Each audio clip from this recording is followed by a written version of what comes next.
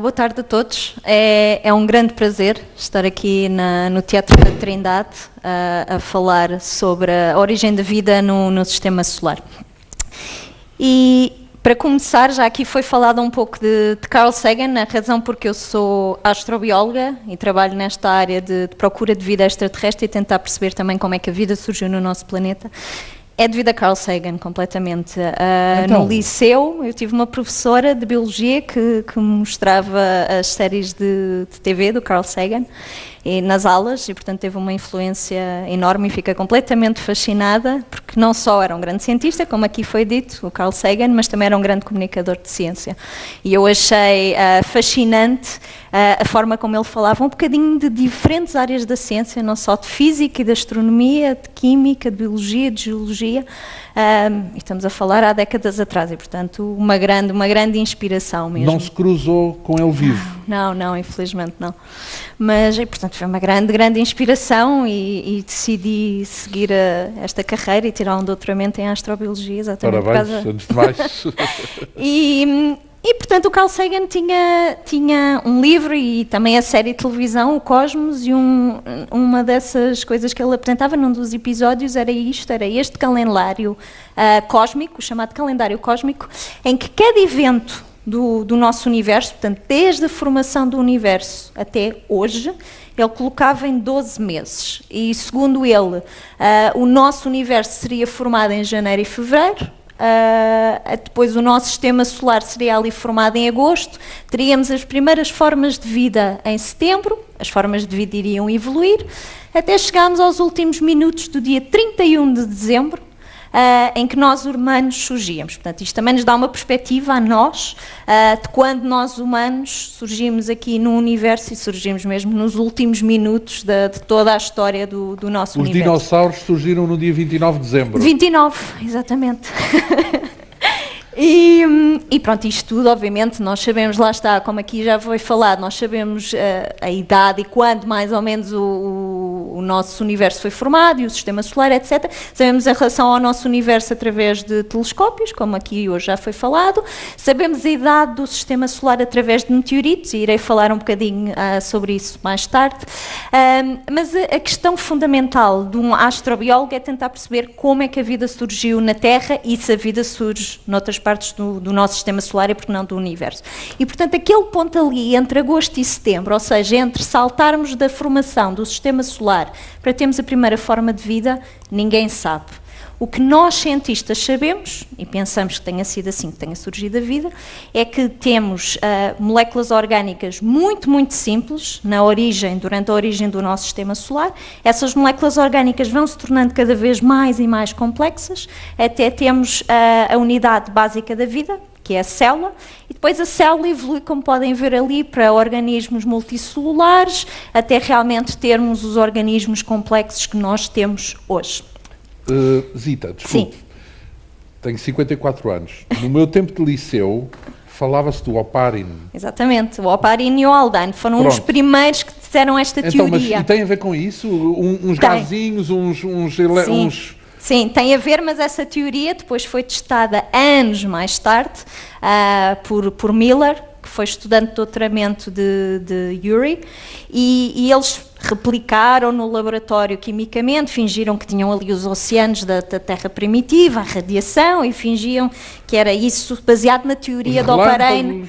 Relâmpagozinhos e, portanto, todas as condições que eles pensavam que era da atmosfera terrestre, e o que eles viam é que realmente sintetizavam moléculas orgânicas, os aminoácidos que fazem parte das nossas proteínas, e as pessoas disseram, Eureka, isto é um momento fantástico e é assim que surgiu a vida.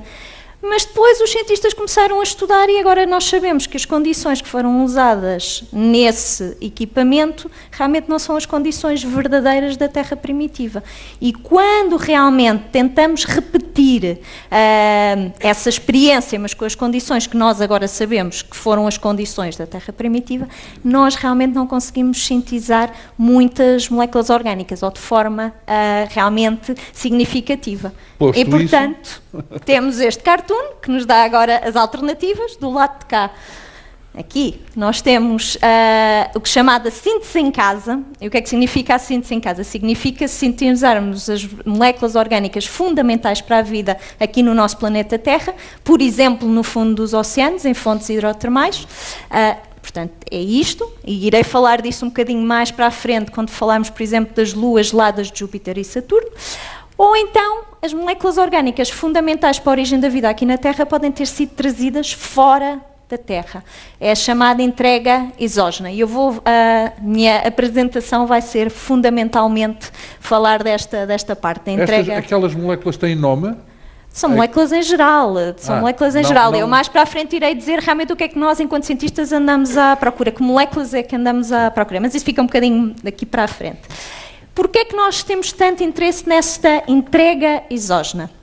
Porque nós sabemos, porque olhamos, por exemplo, para a Lua, que está cheinha de crateras, nós sabemos que desde a formação da Terra, há cerca de 4,6 mil milhões de anos atrás, até 3,8 mil milhões de anos, nós sabemos que a Terra foi muitíssimo bombardeada por cometas e por meteoritos, asteroides, etc. E isso é importante porquê? Porque nós temos formas de vida muito antiga, como estes estromatólitos na Austrália, e pensamos que este seja uma das formas de vida mais antiga. Há grande discussão. Estes estromatólitos têm cerca de 3,5 mil milhões de anos. Há cientistas que dizem que já encontraram formas de vida ligeiramente ainda mais velhas que estas, 3,8. Há grande discussão, como eu disse. O que é um estromatólito? O estromatólito é uma mistura de micro-organismos, principalmente cianobactérias. Pronto. São bactérias que conseguem obter energia de determinada forma. E isto são formas de vida muito velhas. Cianobactérias? Cianobactérias, sim. Ciano vem de azul. Tem a ver com a cor e com o pigmento que essa bactéria tem, que esse micro-organismo tem. E, portanto, conseguimos, através de ir ao laboratório e fazer análise, e conseguimos realmente datar estas amostras e estes seres vivos e saber a idade dela. E, portanto, é o tempo perfeito em termos de geologia. Temos o nosso planeta Terra a ser formado, temos bombardeamento por cometas e meteoritos e asteroides, até 3,8 mil milhões de anos, e depois, mais ou menos imediatamente, porque estamos a falar em escalas de tempo geológico, não é um segundo ou dois, portanto é escalas de tempo geológico, a vida surge. E isto é importante porquê? Porque nós sabemos que asteroides, cometas, meteoritos têm muitas moléculas orgânicas e, portanto, todas essas moléculas orgânicas foram trazidas para a Terra, essas moléculas evoluíram de alguma forma e a vida depois surge. Eu agora vou falar um bocadinho realmente de meteoritos e de cometas e o que é que eles são. Bem, os meteoritos podem existir destas várias formas. Eu tenho ali estas imagens, mas eu também trouxe meteoritos, portanto vim equipada com meteoritos. Os meteoritos Isto é um meteorito? Isto é um meteorito. Eu trouxe vários, estão aqui alguns, já vou mostrar. Parece uma ardósia. Isto realmente é uma fatia de um meteorito enorme, porque eu não conseguiria carregar. Portanto, se vocês tiverem a oportunidade de tocar, isto é extremamente denso. Porquê? Este meteorito, por exemplo, é só feito ou composto por ferro e níquel. É extremamente denso. Eu não resisto ao privilégio de poder tocar de meteoritos. Este é extremamente denso. Este já foi muitíssimo processado. Eu posso lhe dizer que tenho aqui um pequenino e este tem realmente 4,6 mil milhões de anos. Isto é do tempo da formação do nosso sistema solar. Este não foi significativamente alterado, este foi. Porque é metal e o metal pode derreter, digamos assim. Pronto. Incrível. Como podem ver também nas figurinhas, portanto, existem várias formas de meteoritos. Os meteoritos podem ser tipo este, com ferro e com níquel. Do ponto de vista da origem da vida não tem muito interesse, honestamente. São bonitos, brilham e tal, pronto, são bonitos para mostrar, mas do ponto de vista da biologia não têm interesse porque não vou encontrar aqui nenhuma molécula orgânica extraterrestre. Depois temos meteoritos. Mas há alguns onde foram encontrados? Sim, já lá vou. Depois temos este que é uma mistura entre metal e rocha, que eu também trouxe aqui, mais pequenino, que é este, como podem ver, que tem o metal, mas também tem a rocha. Novamente, este também já foi processado e, portanto, não temos tanto interesse neste tipo. Novamente, são lindíssimos, mas do ponto de vista orgânico não temos grande interesse. E depois temos os rochosos, que são estes dois, que são pequeninos, muito pequeninos, mas que dá para ver, e também tem aqui nesta pontinha de baixo, são meteoritos que são muito ricos em carbono, e como eu disse, são os objetos, as amostras mais antigas que qualquer um de nós algum dia terá contacto, 4,6 mil milhões de anos. Além disso, são extraterrestres, vieram fora da Terra, e são muitíssimo ricas em carbono. 4,6, só para termos uma noção, é a idade do Sol, mais ou menos? É a idade da Terra, 4,56, sim. E nós sabemos isso por estudar meteoritos. Nós sabemos a idade da Terra exatamente por estudarmos meteoritos, porque há formas, novamente, de irmos para o laboratório, fazemos a datação de certos elementos que existem nos meteoritos, e como eles permaneceram relativamente inalterados ao longo do tempo, são as nossas máquinas do tempo. Nós andamos para trás. Quando alguém vos disser que máquinas do tempo não existem, de facto existem. Os meteoritos são as nossas máquinas do tempo. E são verdadeiras, não são ficção científica. Eu, do meu ponto de vista, enquanto química, eu extraio estes meteoritos, não estes exatamente, porque estes estou a tocar com as minhas mãos e, portanto, já estariam contaminados. Mas eu vou para o laboratório, vou extrair moléculas orgânicas destes meteoritos e vou saber exatamente que moléculas orgânicas é que existiram, que foram formadas fora da Terra, porque eu tenho que saber, enquanto química, que as moléculas não são contaminação terrestre. Sei que essas moléculas foram trazidas para a Terra e que tiveram um papel fundamental para a origem da vida no nosso planeta, como nós a conhecemos. Então, mas vamos cá ver. Quando Sim. falamos de uma molécula orgânica, quanto é que estamos próximo de falar de vida? Estamos longe. Ainda longe. Estamos longe. Mesmo que seja uma Apesar molécula... de ser indispensável, certo? Sim, é como se fosse, se a vida, ou a unidade básica da vida for, que é a célula, for uma casa, as moléculas orgânicas são os legos, são os tijolos que constroem essa casa. Mas os tijolos não são uma casa, como nós sabemos. Portanto, é essa... Portanto, até pode ser um monte de tijolos, sem nenhum nexo, digamos Exatamente, assim. isso não é vida, mas precisamos dos tijolos para construir a casa, certo? É exatamente a mesma coisa. Eu preciso das moléculas orgânicas para construir a minha célula, mas só as moléculas orgânicas não são nada. Pronto. E esse processo é uma das grandes questões realmente da ciência. É como é que passamos de simples moléculas orgânicas para realmente termos a unidade básica da vida. Há pessoas que tentam no laboratório fazer isso. Até hoje ainda não não chegámos lá, mas estamos a dar passos de maneiras diferentes e a comunidade científica anda a trabalhar nesse sentido. Relativamente aos meteoritos, deixem-me dizer que os meteoritos estão constantemente a cair na Terra. Eu quero só dizer que um meteorito não é a mesma coisa que uma estrela cadente. Uma estrela cadente, o termo científico é um meteoro. Quando nós estamos, por exemplo, no campo, em que não há poluição de luz, e vemos uma estrela cadente, significa que esse corpo foi completamente queimado e não chegou ao chão. Aqui ao Sol terrestre, um meteorito não, um meteorito realmente a Terra, é uma amostra extraterrestre que geralmente vem da cintura de asteroides entre Marte e Júpiter. Há algumas exceções, há meteoritos que vêm da Lua e de Marte, mas são uma exceção, não é esses que eu estou a falar dos que vêm da cintura de asteroides. Portanto, essas rochas entraram aqui na Terra e sobreviveram e aterraram. Podem cair em qualquer sítio da Terra. Não há um local predileto. O que os cientistas preferem realmente é irem à Antártida. Porquê? Por várias razões. Uma delas é fácil de ver por estas imagens, é que os meteoritos são escuros, o gelo é branco, portanto é fácil de ver, não é? Pronto, é fácil aqui também. A outra razão tem a ver realmente com a questão da contaminação. Se um meteorito agora caísse aqui ou lá fora, ele imediatamente ia estar contaminado. Porque a superfície está suja e nós tocávamos, etc. Na Antártida não. Na Antártida o gelo vai funcionar como um grande congelador, um meteorito da Terra, e como que afunda, afunda, e anos mais tarde virá novamente à superfície, e durante esse período de tempo as moléculas orgânicas, se um meteorito tiver alguma molécula orgânica, vão ficar ali preservados dentro de um meteorito, como um grande congelador, e para mim, em que analiso estas amostras, isto é fabuloso. Está ali na Antártida e por isso é que muitos cientistas passam o Natal e a passagem de ano e nós agradecemos-lhe imenso de passarem estas semanas lá. Descobrem meteoritos, mas que não caíram naquele momento. Não.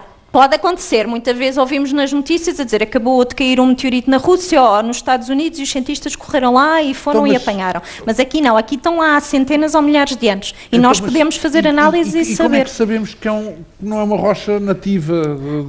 Porque há várias coisas. Se calhar aqui eu consigo andar para trás. Aqui. Os meteoritos têm várias coisas. São diferentes das rochas terrestres, porque são mais densos do que uma rocha terrestre. Tem estas dedadas, em português chama-se dedadas, ou seja, ao entrar um meteorito pela atmosfera terrestre, a parte de fora vai queimar, um bocadinho como uma nave espacial que tem astronautas lá dentro e entra pela atmosfera terrestre e regressa. O interior da nave espacial está fria, porque caso contrário os astronautas morreriam, e nós sabemos que não é o caso, mas a parte de fora da nave espacial está quente, muito quente. É um processo chamado de ablação. A mesma coisa acontece com os meteoritos. A parte de fora está muito quente e, portanto, tem esta crosta de fusão que queima, a grossura é de 1, 2 milímetros, mas a parte de dentro está fria, está mesmo muito frio. E a outra coisa é que estes meteoritos são magnéticos e, em princípio, uma rocha terrestre não irá ser naturalmente, há exceções, obviamente, mas não irá ser magnética. Portanto, sabendo estes pontos todos e estudando, e quem está nesta área consegue ir para a Antártida ou para outro sítio qualquer e saber exatamente que está a olhar para um meteorito. E, portanto, como eu disse... Agora, Antártida e não Ártico? Não, Antártica. Só no sul? Sim. Não caem meteoritos no norte? Também cai, mas também tem a ver com a inclinação da Terra e tem quando cruza determinados planos e onde haverá maior probabilidade. É em baixo. É em baixo. E o plano seguinte, obviamente, é que não só os meteoritos nos visitaram e trouxeram moléculas orgânicas, mas também os cometas nos visitaram ao longo dos séculos e nos trouxeram moléculas orgânicas aqui para a Terra. Porquê é que nós dizemos isso? Por exemplo, este tapete, uma tapeçaria do século XI, tem aqui o cometa Halley. E, portanto, isto é interessantíssimo ver que ao longo dos tempos, embora não percebêssemos o que é que um cometa é, porque o cometa, linguagem comum, é uma bola de gelo suja, não confundir com um asteroide, é completamente diferente, mas um cometa tem-nos visitado ao longo dos séculos e o homem, a humanidade, não percebia, realmente não sabia cientificamente de onde é que vinham os cometas ou realmente o que era um cometa, mas já representávamos, pelo menos no século XI já, e mesmo antes disso, já representávamos os cometas. Tem havido várias missões espaciais a cometas, algumas nós... Novamente, usando telescópios, já ouvimos hoje falar tanto de telescópios, muita vez apontamos telescópios a cometas e sabemos qual a composição desse cometa. Outras vezes nós decidimos planear missões espaciais que analisam in situ esse cometa, ou então, ainda conseguimos fazer melhor do que isso, recolhemos uma amostra do cometa e trazemos-la para casa. E isso foi o caso, por exemplo, de uma missão da NASA, da Agência Espacial Americana, que foi a missão Stardust, e que analisou o cometa chamado Wild 2.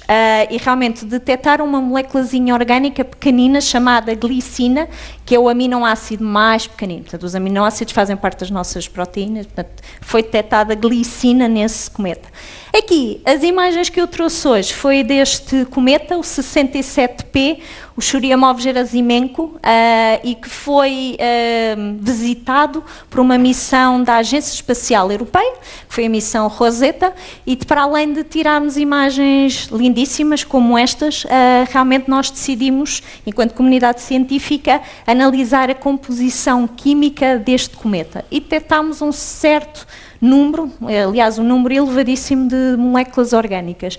E chegamos à conclusão que realmente, devido à composição química deste cometa, que o cometa cheira mesmo muito mal. O cometa cheira a bombinhas de mau cheiro, sim, é o chamado bombinha de mau cheiro e a amêndoas amargas. Portanto, a ovos podres e amêndoas amargas, devido à composição química. Portanto, cheira muitíssimo mal. Isto é uma das perguntas que eu geralmente, quando vou às escolas, eu pergunto aos alunos, então o que é que vocês acham que um cometa cheira? E dou 3 hipóteses. Uma é que o cometa não cheira a nada, e muitas pessoas levantam o braço e dizem, não cheira a nada, porque é um cometa, está no espaço, portanto não cheira a nada.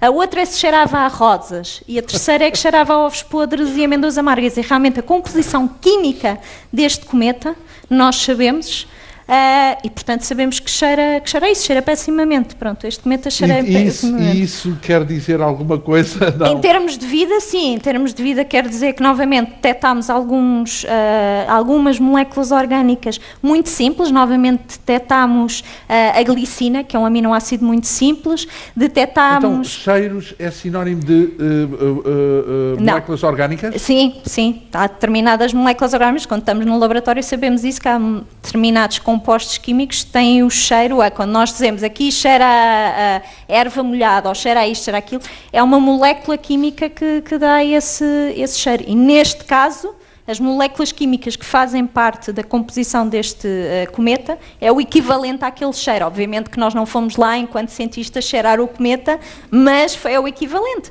Foi o narizinho do instrumento e esse instrumento disse, está, esta molécula orgânica é esta e esta. E, portanto, nós sabemos, esta molécula orgânica dá este cheiro e, portanto, nós sabemos que o cheiro é desagradável. Se calhar foi por isso que a sonda saltitou. Saltitou e aterrou com as pernitas para cima, sim, nunca se sabe. E pronto, eu estive-vos aqui a mostrar um bocadinho das possibilidades da origem da vida na Terra e qual a maneira que as moléculas orgânicas, não vida, mas as moléculas orgânicas fundamentais para a vida, podem ter sido trazidas para a Terra. E a grande questão é, mas será que a vida surgiu noutras partes do nosso sistema solar? E agora vou-me manter só no nosso sistema solar, não vou para mais longe. Então, mas há aí um salto incrível.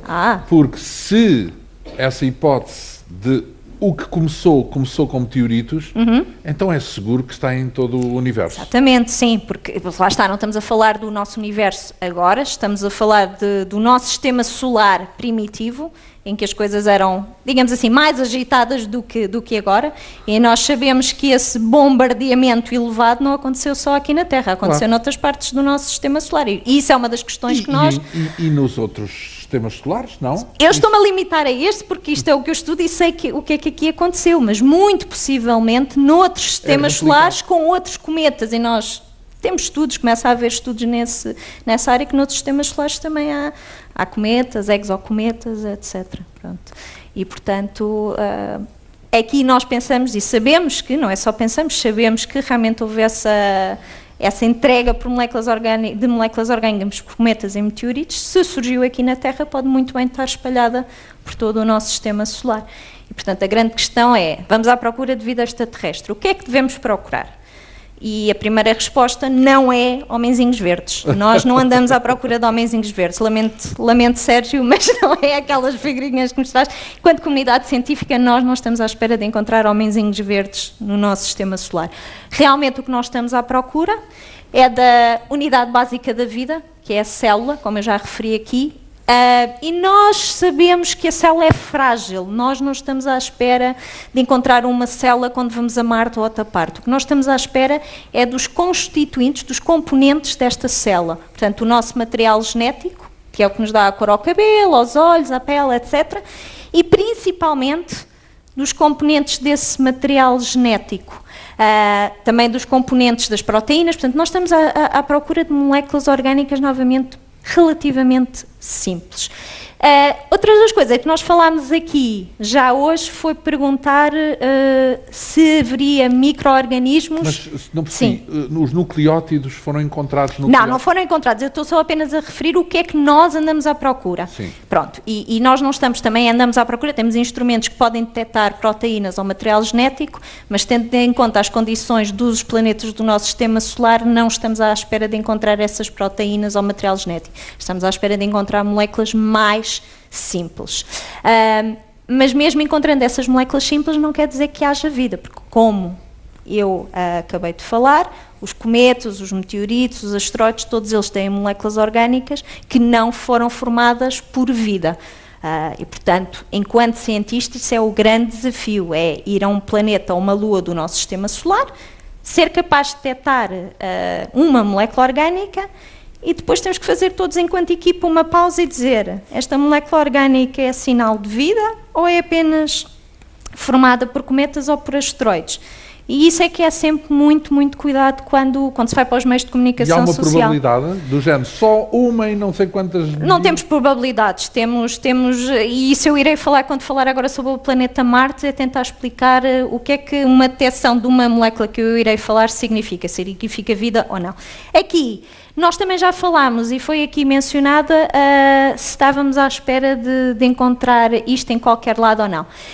Na verdade é assim, nós não precisamos de ir muito longe, nós aqui na Terra, nós sabemos que nós agora estamos aqui com uma temperatura confortável, com solzinho durante o dia, etc. Mas há ambientes extremos em que há falta de luz, ou temperaturas muito elevadas ou temperaturas muito baixas, ou estamos em locais em que não há luz, ou que é muito salgado ou pouco salgado, e ao contrário do que há muitos anos se pensava, existe realmente vida nesses locais. Organismos chamados de extremófilos, tal como o nome diz, vivem em condições extremas, conseguem resistir nesses locais. E, portanto, esses micro-organismos cá na Terra vivem nessas condições extremas, significa que noutros locais do nosso sistema solar, que são extremos, também poderão existir. E eu vou falar nisso no slide a seguir, que é toda esta questão da habitabilidade que já falámos hoje, e tentar atualizar o que é isto da habitabilidade. Antigamente nós dizíamos que a habitabilidade era só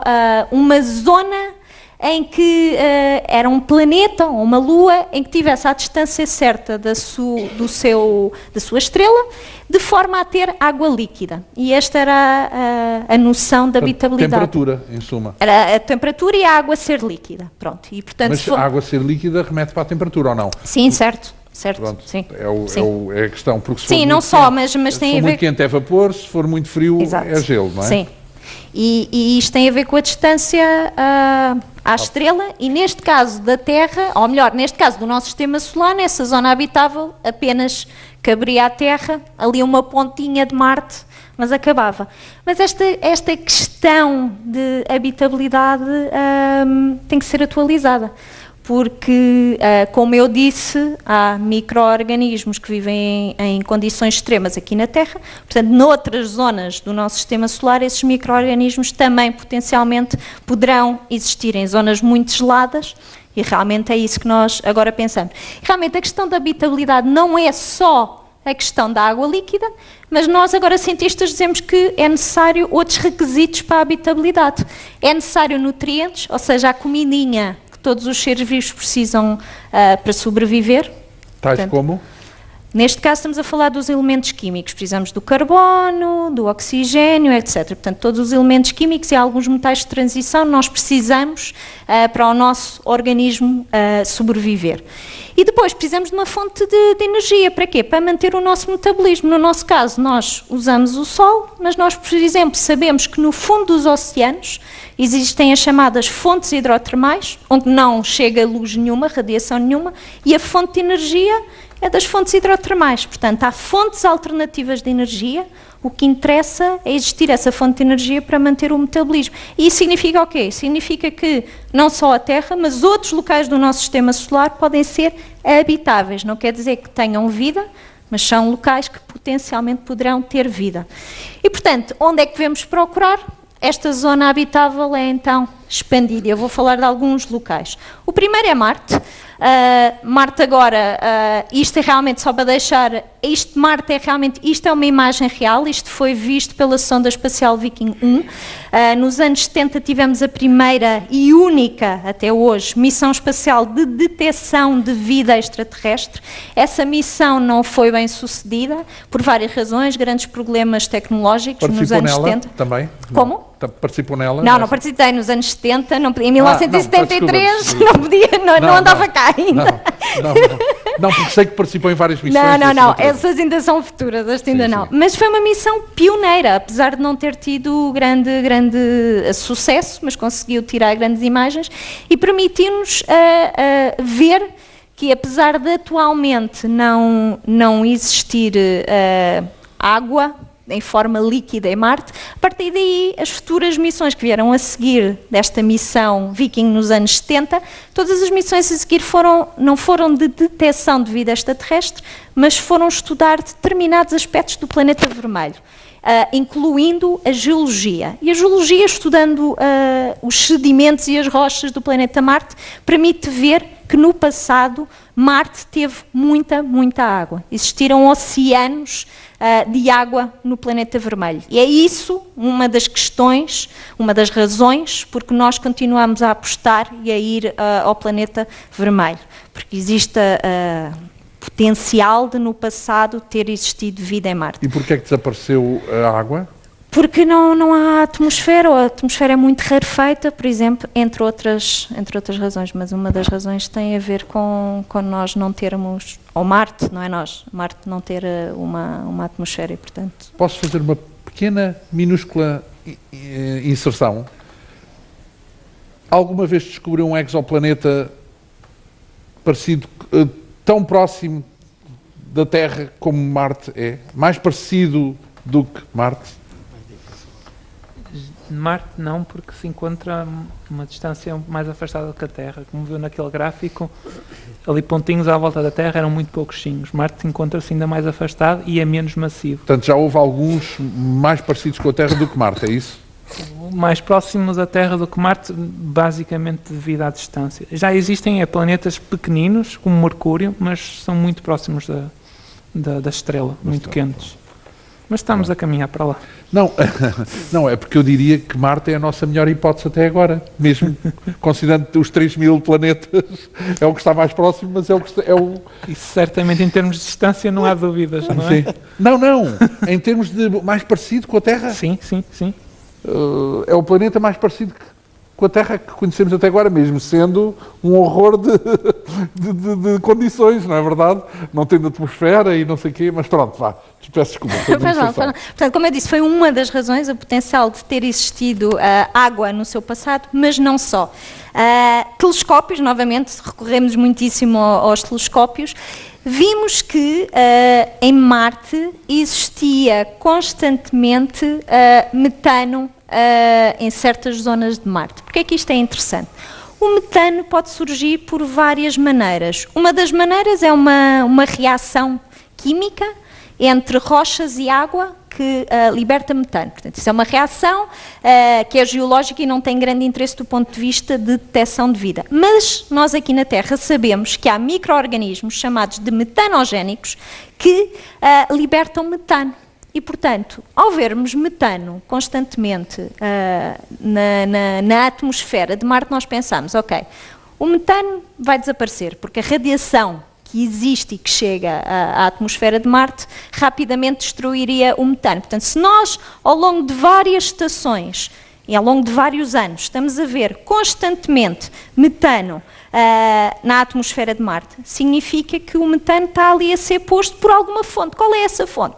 Pode ser 50%, 50-50, pode ser uma reação geológica, portanto, absolutamente nada a ver com vida, pode ser a reação, como eu disse, de uma determinada rocha olivina com a água, ou pode ser realmente micro-organismos metanogénicos e, portanto, sinal de vida extraterrestre. E é por isso que realmente a missão da Agência Espacial Europeia, chamada ExoMars, tem duas partes, e a primeira parte já lançou esta sonda que vai andar à volta do planeta Marte e vai analisar a atmosfera. Tem esta parte, este módulo chamado de Trace Gas Orbiter, e vai analisar, entre outros gases, vai analisar o metano e realmente tentar perceber se o metano que estamos a ver em Marte, na atmosfera, é de origem geológica, processos geológicos, ou realmente se é de origem de vida extraterrestre. Portanto, vamos esperar pelos próximos anos e ver o que é que os cientistas conseguem nos dizer.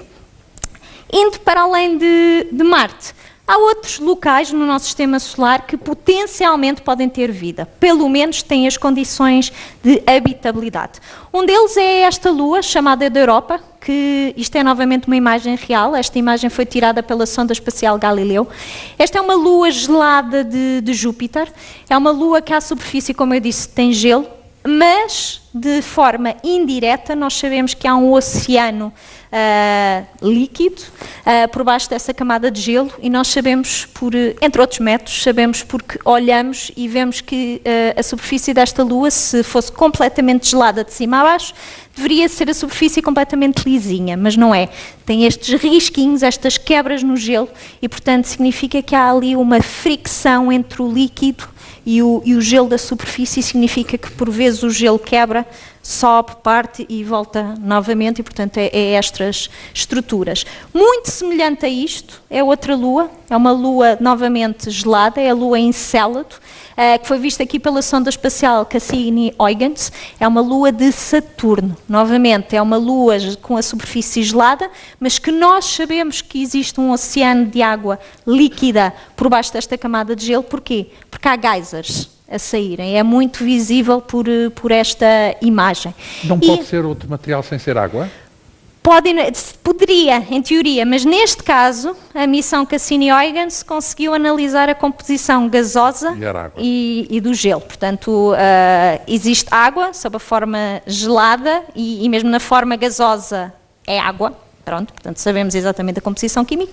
Existem também algumas moléculas orgânicas complexas e outras mais simples, mas como esta missão espacial, a Cassini-Huygens, não foi uma missão especificamente desenhada para detecção de vida ou detecção de moléculas orgânicas responsáveis pela vida, apenas disse, tem estas moléculas de forma simples e, portanto, não conseguimos ir mais longe. Neste momento, o que se passa é que as várias agências espaciais do planeta Terra, portanto, a agência americana, a agência europeia, outras várias agências estão a planear de futuro, não há nada ainda 100% aprovado, mas está a ser debatido realmente desenvolver missões espaciais a estas luas geladas para tentar perceber um pouco melhor se realmente existe vida nestas luas geladas ou não. Ainda nesta lua, na Encélado, a missão Cassini ainda fez mais uma coisa. Foi capaz de detectar e observar a temperatura do interior desta Lua. E viu que é muito mais quente do que estaria à espera. Portanto, isto é a temperatura, como já foi aqui referido em Kelvin, e é muito mais quente do que seria de esperar. E, portanto, há ali uma fonte de energia, e como se devem lembrar do que eu disse das condições de habitabilidade, para além da água líquida, é ter uma fonte de energia. Portanto, há uma fonte de energia, há água líquida, há nutrientes, e portanto os cientistas pensam que esta Lua, e também a Europa, é um bocadinho como ao fundo dos nossos oceanos aqui na Terra. Pensa-se que existem fontes hidrotermais, potencialmente, é uma das explicações, e que podem gerar esta temperatura elevada, e portanto, por isso, nós precisamos também de cientistas que estudem aqui o fundo dos oceanos e trabalhem connosco para tentarmos fazer o paralelo. Mas isto tudo é muito engraçado, mas as missões espaciais demoram décadas, literalmente décadas, desde o momento em que são planeadas, ter-se uma ideia, escrever a proposta, ser submetido, ser aprovado, é décadas. Há cientistas que começam desde o início e nunca veem a missão espacial durante a sua vida realmente a voar. E, portanto, no entretanto, e também para ajudar essas missões espaciais, os cientistas, entretanto, têm que trabalhar noutras coisas, e o que nós fazemos é o passo intermédio. E o passo intermédio é usar a Estação Espacial Internacional. Porquê? Na Estação Espacial Internacional temos acesso à radiação solar, temos também acesso à microgravidade, ou seja, à ausência de gravidade, e, portanto, podemos fazer uma série de experiências para tentar perceber como seria que determinadas moléculas orgânicas sobreviveriam ou não no espaço e quais os locais mais prováveis para realmente num planeta ou numa lua ver se existe vida. Como eu tenho aqui nesta figurinha, esta imagem é no interior da Estação Espacial Internacional, os astronautas vão para a Estação Espacial Internacional, realizam realmente experiências químicas e durante as semanas e meses que lá estão a realizar experiências químicas que foram desenhadas por cientistas aqui na Terra e, portanto, é o passo intermédio que nos ajuda a perceber como planear as missões espaciais nas luas e mesmo em Marte, em planetas do nosso sistema solar.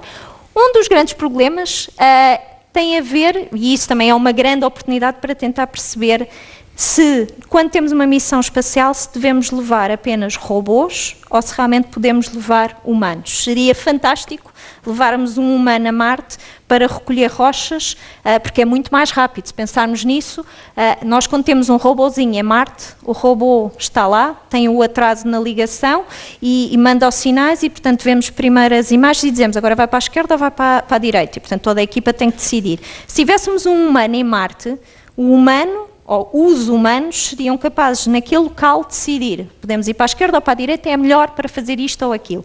Mas antes sequer de pensarmos em levar humanos a Marte ou a qualquer local do nosso sistema solar, nós temos que perceber quais os efeitos de viver fora da Terra. E, novamente, a Estação Espacial Internacional é perfeita para isso. Os astronautas, enquanto estão lá e quando regressam, de facto, é estudado o efeito da radiação e da microgravidade, ou seja, da ausência da gravidade, a nível dos seus ossos, que o cálcio decai, a densidade óssea decai, a densidade muscular também decai, há grandes problemas de visão, há grandes problemas a nível do coração. E isto é durante semanas ou meses que eles estão no espaço. E, portanto, não só de experiências químicas vive este tipo de análise e de tempo dos astronautas, mas é uma oportunidade única para ter aplicações e perceber o que é que se passa e para preparar todas as futuras missões espaciais e, quem sabe, até ter humanos fora da Terra no nosso futuro.